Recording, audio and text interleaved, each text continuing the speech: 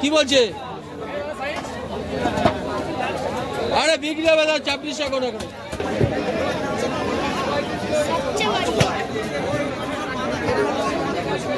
এটা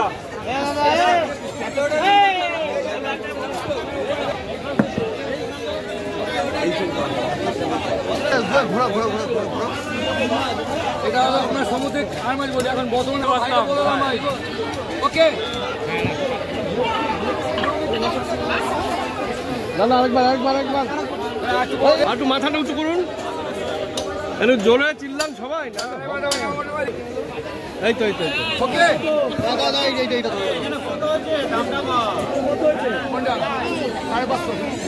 500 টাকা কিলো ভেটকি মার্কেটে আমাদের কোনো 500। দাদা ট্যাংরা কত করে বেচবেন? ট্যাংরা মাথা ছাড়া 500 ন্যায্য ওজন মাথা ছাড়া।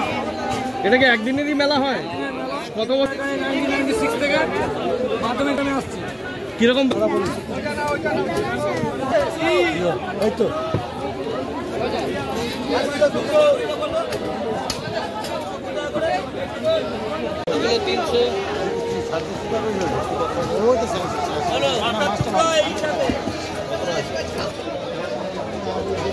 কি রে কি মাছ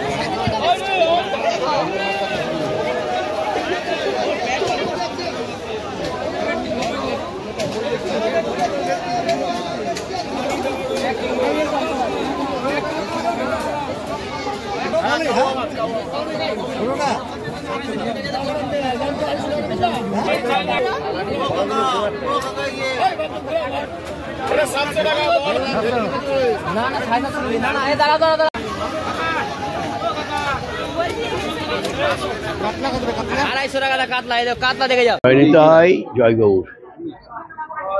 বিগত 527 বছর ধরে আমাদের কৃষ্ণপুর ঠাকুরবাড়িতে রঘুনাথ দাস গোস্বামীর স্মরণোৎসব মেলা হচ্ছে।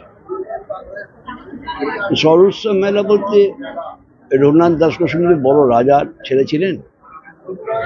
বাবার নাম ছিল গোবর্ধন মজুমদার, জ্যাঠামশাইয়ের নাম ছিল হিরণময় মজুমদার। ওনারা এখানকার রাজা ছিলেন। ওনাদেরই বংশের একমাত্র সন্তান ছিলেন রঘুনাথ। পরবর্তীকালে উনি যখন অল্প বয়সে চলে গেছিলেন দীক্ষা নেবার জন্য মহাপ্রভুর কাছে, পানিহাটিতে গিয়েছিলেন। নিত্যানন্দ মহাপ্রভুর কাছে অনুমতি না নিয়ে মহাপ্রভুর কাছে গিয়েছিলেন, কিন্তু মহাপ্রভু নিত্যানন্দ মহাপ্রভু হচ্ছে পাঠিয়েছিলেন যে এখন ওনার বয়স হয়নি, যখন বয়স হবে তখন সে আসলে সে দীক্ষা নিয়ে যাবে।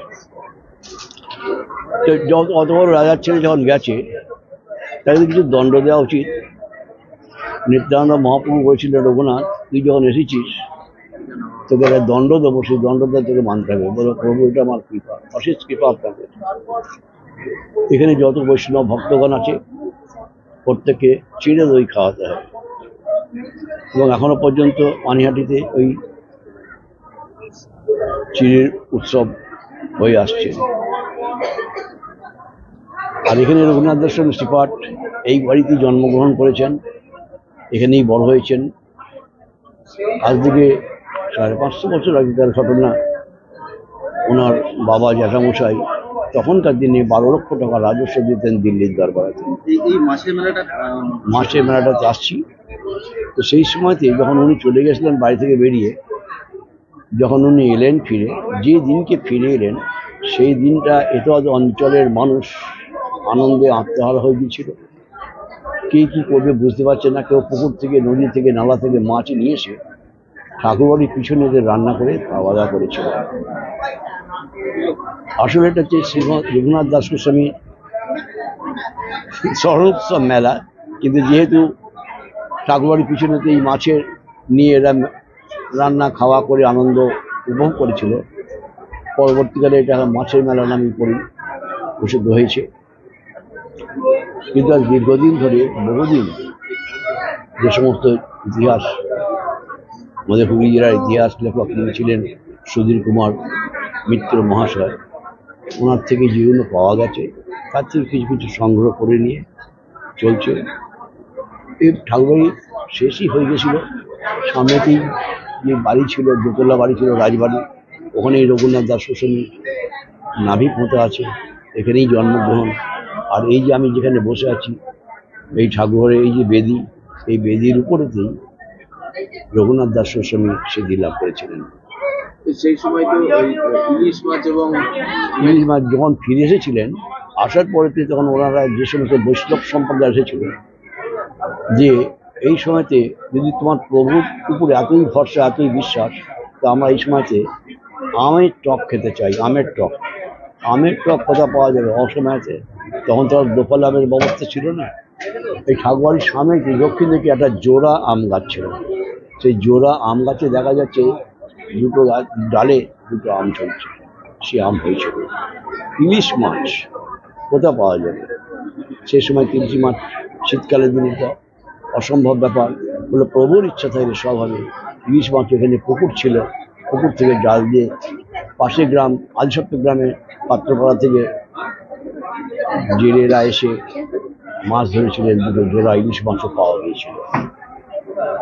এ তো ইতিহাস হয়ে গেছে, যাই হোক। কিন্তু সেই যে মেলা উপলক্ষে যে সমস্ত ঠাকুরবাড়িতে ওই দিনকে যেই যে শ্রীমৎ রঘুনাথ দাস গোস্বামী ফিরে এসেছিলেন, এবং এও শোনা যায় যে ভক্ত হরিদাসও এখানে এসেছিলেন, এসে এখানে লীলা করে গেছে। এই মেলাটা কতদিন থাকে? একদিনের মেলা। এই মাসের মেলায় পয়লা মাঘ, বার তিথি কোনো নক্ষত্র কোনো ব্যাপার নেই, পয়লা মাঘই এই উৎসবটা এখানে হয়ে থাকে। কতগুলো দোকান হয়েছে এবারে? বলতে পারবো না, এখন তো অগন্তি। আগে তো এত দোকান ছিল না, এখন বহু দোকান হয়েছে। মানে পুরো শুধু এই রাস্তা থেকে আরম্ভ করে, চন্দনপুরের রাস্তা থেকে আরম্ভ করে একদম আধ্যাত্ম গ্রামে কোল পর্যন্ত পুরোটাই মেলা বসেছে। তবে ঠাকুরবাড়ির পিছনেতে মাছের মেলা, আরও অন্যান্য সবও নিয়ে বসেছে, তো মাছের মেলাটাই এখানে প্রাধান্য দেওয়া হয়েছে বেশি। এই আর কি। আমার নাম অমর চক্রবর্তী, সেবাইত, রঘুনাথ দাস গোস্বামী, শ্রীপাঠ, কৃষ্ণপুর, দেবানন্দপুর, হুগলি। অমর অমর